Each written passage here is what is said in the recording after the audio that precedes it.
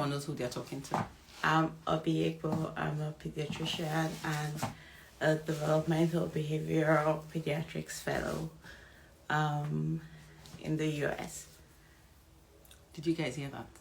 In the US. So that's really cool, because I know that medicine is practiced similar everywhere, but the way we practice medicine and the way we address things are usually different. So I'm quite, really very, very tuned in today. I'm very excited to hear, her opinions and, how they also practice developmental medicine in the US. So the first question I'm going to be asking, obviously, is what is autism? What are developmental disorders? And obviously, we all know it's a spectrum, but just like specifically what all of that means, just so that, we can have a bit of an understanding of what we're going to be talking about tonight. Autism is a neurodevelopmental disorder. It's difficulty in social communication and repetitive patterns of behavior. So it's a wide spectrum. You find difficulties in all of us. You find difficulties with interacting, difficulties in social interaction. You find repetitive patterns of behaviors in all of us, but it's how impairing and how it affects our lives. When it's impairing enough that it affects your functioning, then you would most likely meet criteria. Then you would say, okay, yes, this child meets criteria for autism. And it's impairing enough that you would fall into the autism spectrum. And the prevalence is increasing worldwide. In the US, the prevalence is now 1 in 44 kids. Wow. And it varies across all races. It's commoner in males, but we know females are underdiagnosed. It used to be 1 in, I think, 57 when I started training. Now it's 1 in 44, 3 years after. So it's crazy, but the prevalence is increasing. Yeah. Globally. So. Yeah, so right. Everywhere we go, it's definitely increasing globally. So you said it's obviously dysfunction in our social functioning, and when there are patterns of behavior that is repetitive. Yeah. Okay. So obviously my interest or how I feel like I can make a difference is when lifestyle is actually incorporated into any kind of illness at all. So any kind of disorder, anything that I know that, when you modify your lifestyle, you would have benefit from.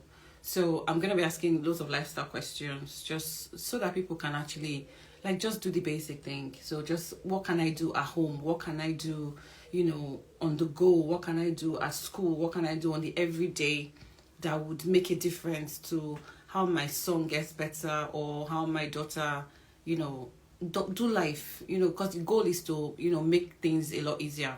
But before we go into lifestyle, one of the questions I hear people ask a lot is like why me? What's caused it? What would you say is the main cause? We know there is no specific cause, but we know it runs in families, and we know there's when it occurs in a family, it's more likely there's a higher chance of it running in that family. So when you have a child with autism, you're more likely to have another child with autism compared to someone else that doesn't have a child with autism.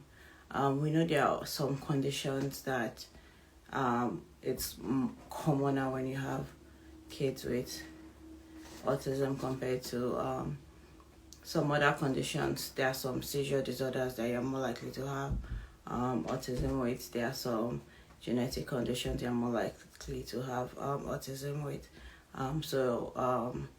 There are some other medical conditions you can have with autism. But we also know there is a lot of changes. Even when we do genetic testing, we find new mutations that we don't know the significance of. But we have seen changes that we don't know the reason for, and we can classify if it's any reason now or whatever it's from. but we don't have answers now, and we can't predict the reason for it. And I know lots of time parents want answers, but unfortunately we don't have answers now. I wish there were like perfect answers. Yeah, it's very tricky because you know, some people would say like older women having children. Yes. But we do know that older women have children and some of the children do not have autism. Yes. So it's not like a particular pattern. So it's more prevalent in older, when we have our kids older. But we also know it can still occur when you're younger. Yes. Or you have a higher chance when you're having your kids older. Yeah. But another thing, the population generally were having kids older compared to 10 years ago when our parents were having kids. Yeah. So that's maybe a contributing factor. Our lifestyle is changing generally. Yeah. The way the environment is changing generally. So everything is changing. Yeah. Thank you very much. So one of the lifestyle questions that I obviously want to ask is, are there like particular like foods? Because I know like high blood pressure or diabetes, obesity is a chronic illness. The kind of foods that you eat would affect, how you, get better, how your cells heal, all of that chronic inflammation, what you eat, what you drink, how you exercise, how you move, all of those things will make a lot of difference to the outcome of your illness. So with autistic disorders or developmental disorders or autistic patients, are there particular meals that they should avoid? Are there particular groups of foods that they should eat more? Because I definitely know that chronic inflammation is a problem across all border, because it's not just one part of the body, it's a cell problem. So are there like specific things that, children with autism should avoid? So we know autism is not curable. It's and the core symptoms, which is the social interaction, and restrictive repetitive patterns of behavior, it's not curable. And we know to improve quality of life, it's applied behavior analysis, ABA therapy, helps, especially when we make a diagnosis early and we implement therapy. But we also know that there are lots of comorbid conditions with autism, like ADHD, which is attention deficit hyperactivity disorder. And we know kids that are hyperactive, impulsive, when they have high refined sugar in them. When you limit your refined sugar, when you eat less processed food, it's helpful for you. Like any other child, like I would rather my child limits refined sugar. I would rather my child eats healthier meals. I would rather my child limits soda. I would rather my child eats a healthy breakfast with proper balanced protein. And not boxed cereal for breakfast with all these 7 different colors and food dyes. Every child that can eat a healthy diet, we know there's benefit from that. So in your clinic, for example, would you say they fare better, like parents who are more intentional about making sure that their children are eating a balanced diet, avoiding refined sugars, using healthy fats, like all these amazing avocado, walnuts, coconut oil, those kind of things? Like, do you notice that some are getting, because obviously, like you said, it's a spectrum, it's a range. So every child is different. We know definitely, yes. And especially for kids with autism, it's a challenge because they have sensory issues. They are very picky. They are very selective with their meals. Some kids would eat only yellow mac and cheese. They have sensory issues, but a lot of times we work with sometimes they require feeding therapy, where they work with a feeding therapist, or they work with an ABA therapy to help therapists to help them with feeding issues, to help introduce different food items in their diet, because it can be a challenge, and it can be a challenge for parents too. And I know how frustrating it can be for parents, especially when we try to introduce different healthy foods in their diet, and I know a lot of times when we try to counsel and advise parents, and a lot of times they see it like they are failing because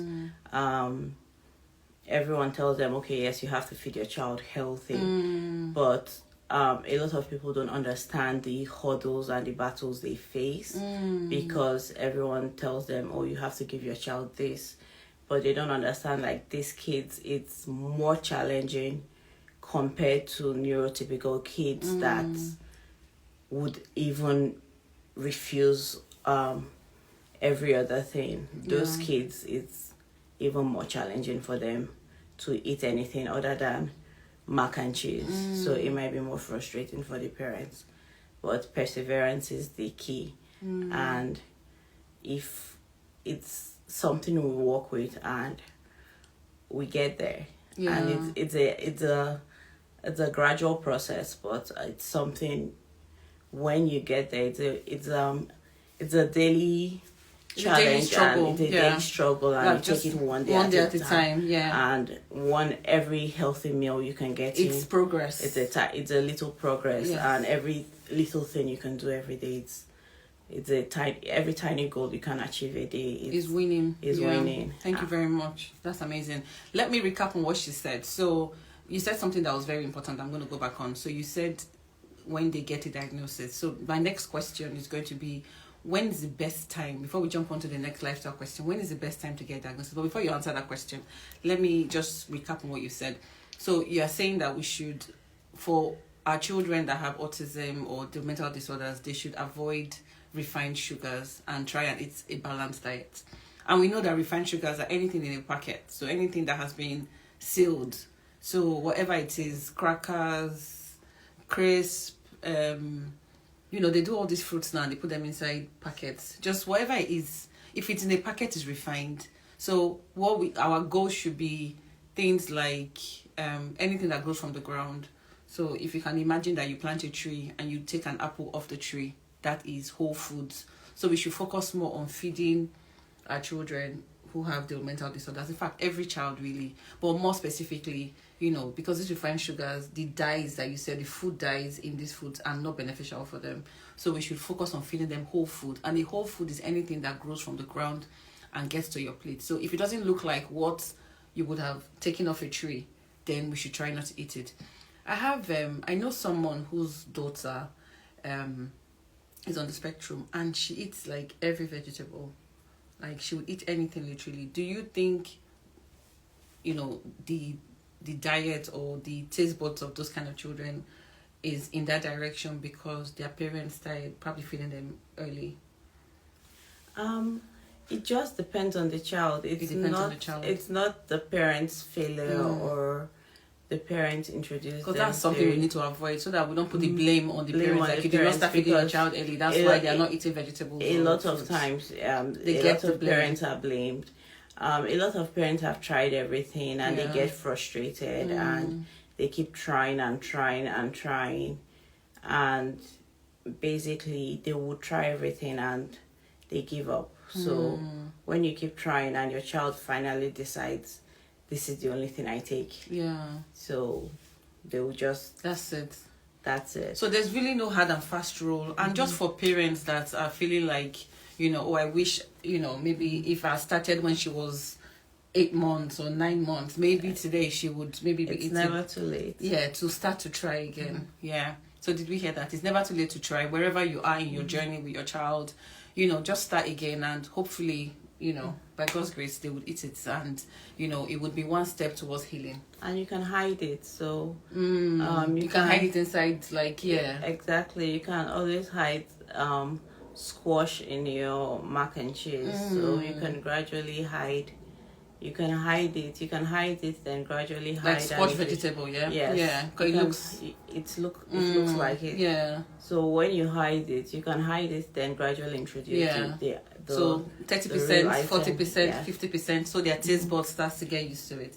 That's a good idea. So that question about when is the best time for diagnosis, because I hear a lot of, so I have like someone I know at the moment, and she would say, "Oh, the doctor says not your time. Give it this time." Like, when would be the best time to make a formal diagnosis of autism? So early diagnosis is key. Yeah. And we can make a diagnosis as early as 16 months. Wow. But Wow. you can actually make a diagnosis at 18 months, Hmm. and 2 years you should be able to. You should know that. You should okay. know. You Yes. should be able to make a diagnosis at Yeah. completely at 2, but like as early as 16 months. Because the earlier you start services and Yes. therapy, the better The the outcome. Yeah. Yes. Good stuff. So yes, so the next question I'll be asking you is exercise. So we've talked about food. So for those that are just jumping on, we've talked about avoiding refined sugars, avoiding food dyes, and just making sure that you're trying to eat a balanced diet, healthy diet. A balanced diet is carbohydrate, fat, protein. I don't know how we have shifted from all this diet culture and we've forgotten what a balanced diet is. Like, a balanced diet is just make sure there's some carbs there, good carbs, simple carbs, or complex carbs, not simple carbs, complex carbs. So make sure you have complex carbs on your plate and you have good protein and you have a good amount of fat as well. And that's what you have to do. Just complete balanced diet. You can never go wrong with a balanced diet as long as you make sure that your carbohydrate is as complex as you can with vegetables on the side. So the next question, now that I've talked about food, is exercise.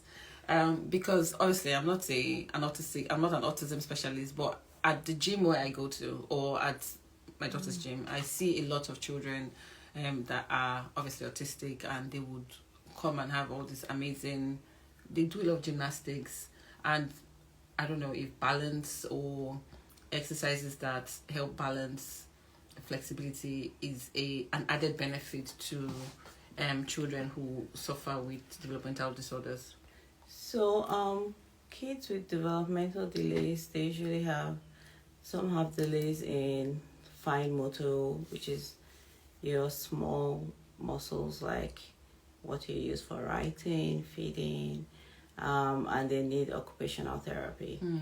Some are gross muscles, which is your bigger muscles you use for walking, and they need a physical therapist. But every child needs exercise, and it depends on the child's interest. Like every other child, they all need exercise. So regardless of the child's limitations or neurodiversity, every child is interested in something. Some kids like to swim, they should swim. Some kids like to play basketball, they should play basketball. Some kids like gymnastics, they should play gymnastics. Some kids like volleyball, they should play volleyball.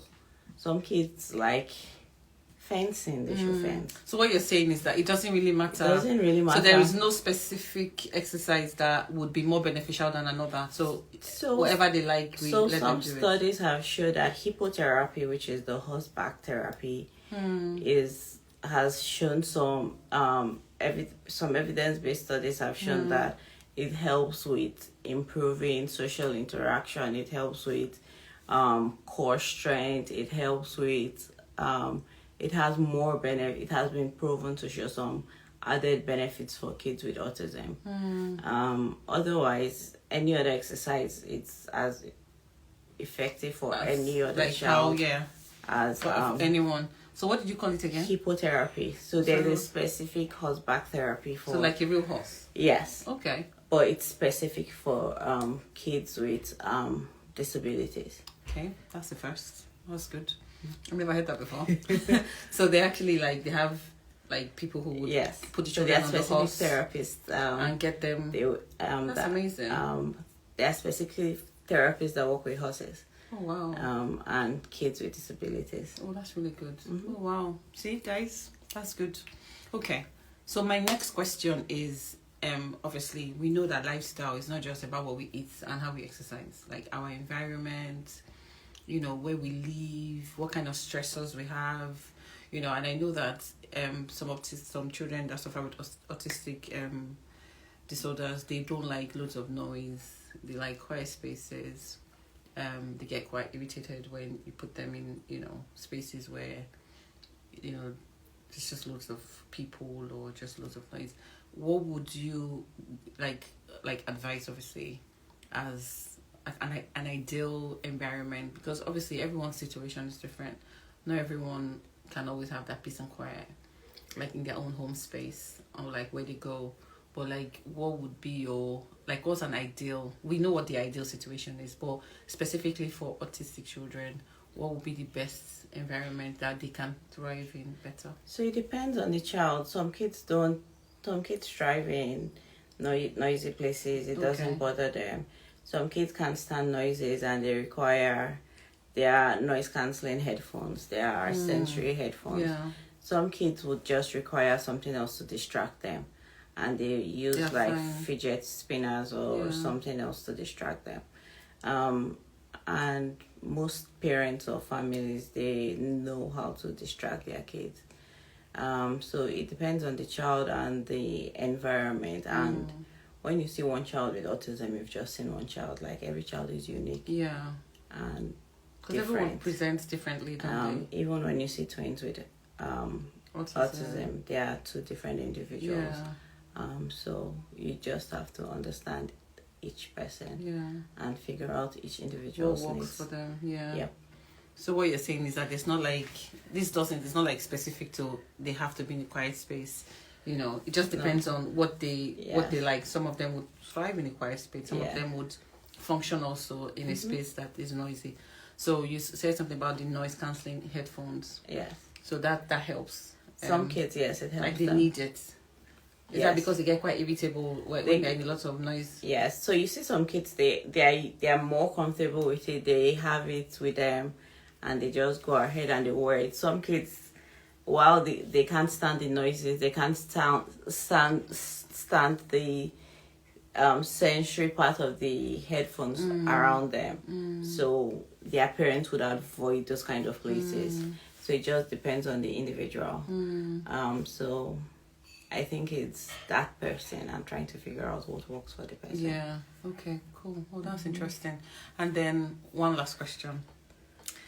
So obviously, lifestyle is food, exercise, environment, and obviously toxins. So some people have parents who smoke, and so even if it's not active, they're not actively smoking. The children, they get passive smoking. Would you say like that? Obviously, we know cigarette smoking has its own ills and has its own problems, but would you say like that would particularly affect a child who has autism? I think it would affect any child but like specifically, would it make their condition worse? I'm not aware of smoking worsening the symptoms of autism, but I know it would worsen the outcome of any child because it can trigger respiratory illnesses. It can trigger asthma. It can trigger lots of other conditions in children. So regardless of if they smoke outside, they still carry smoke in them. So if you smoke, you have to take off all your clothes, take a shower, brush your teeth before you come near the child. So just to protect them. So it's a huge step if you have to smoke. Yeah. So you should avoid smoking at all costs if you have kids. Good stuff. I said one last question before, but this last question, last question. Okay, so a lot of people attribute a child that doesn't speak early to saying like they're autistic, but there are speech delays. So the fact that like a child has not spoken at the time they're supposed to speak doesn't immediately mean that they're autistic. So when your child doesn't speak at the time they are supposed to speak, you should have consent, and the consents are your child could have a speech delay, which could be an isolated speech delay. It could be your child has a hearing impairment, because if you don't hear, you won't speak. Or it could be a global delay, which is a delay in speech. It could be a global delay, which is not just speech, but speech, social interaction, fine motor, gross motor, all your domains. It could be autism. So when you're screening a child, it's not just for autism we screen for all of this. And one of the first things we do when we screen for autism, we screen for hearing, because we know that when we correct hearing early, you gain more language. So one of the first things we do is we do a hearing test, and we also screen for a global delay. When we screen for autism too. Oh, thank you so much.